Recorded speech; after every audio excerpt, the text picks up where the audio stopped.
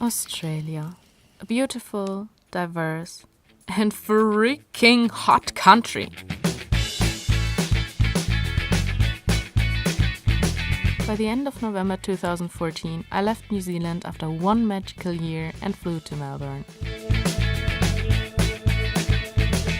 A few days after I've met and got to stay with this amazing hospital-emigrated Dutchman, a dear friend of mine back from the old school days came over from Germany to join my next adventure.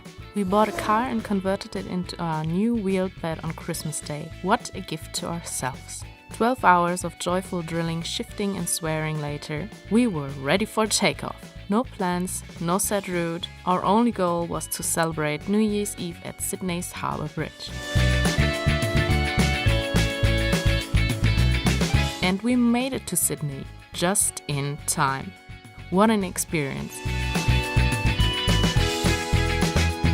Moving on, we continued our little road trip up north and stayed at beautiful beaches. We swam in crystal clear water, discovered a bit of Australia's wildlife firsthand, and finally arrived in a small town next to Brisbane City.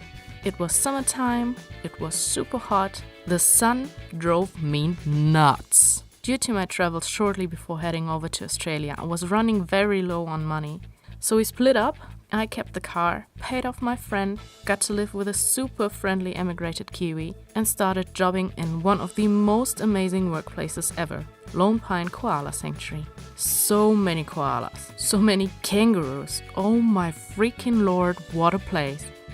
And again, what temperatures.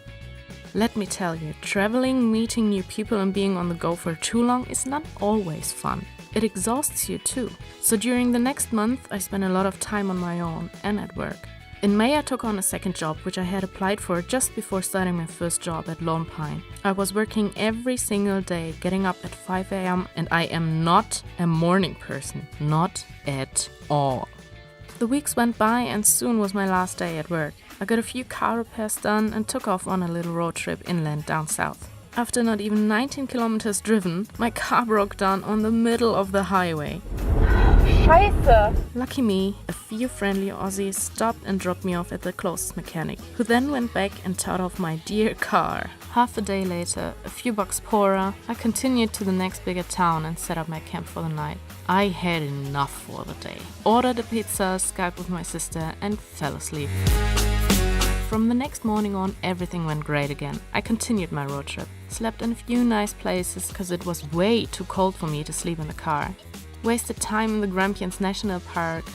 Walked around in Western-style towns. Hit the Great Ocean Road. Survived the most horrible night alone in a cabin surrounded by complete darkness and spooky nothingness. Had an amazing massage in my spa accommodation and finally returned back to where I took off from several months before.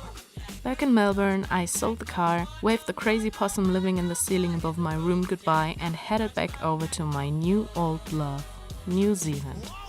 Again, time went by way too fast as usual, and so, soon enough, I found myself back standing in the halls of Melbourne International Airport, ready to take off again. Heading back home, feeling terribly weird and confused, but also excited.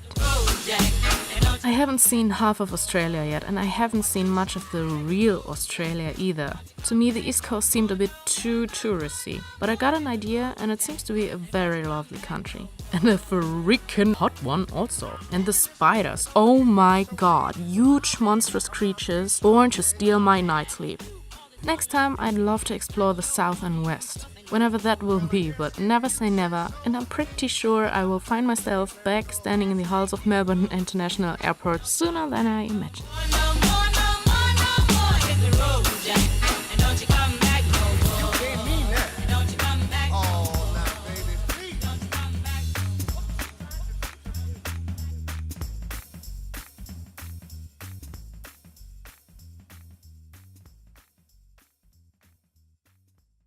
Give me the job. Give me the job. Give me the job. Give me the job. Okay, well, why do you want the job? Because I got all the qualifications. You know what? You can have his job.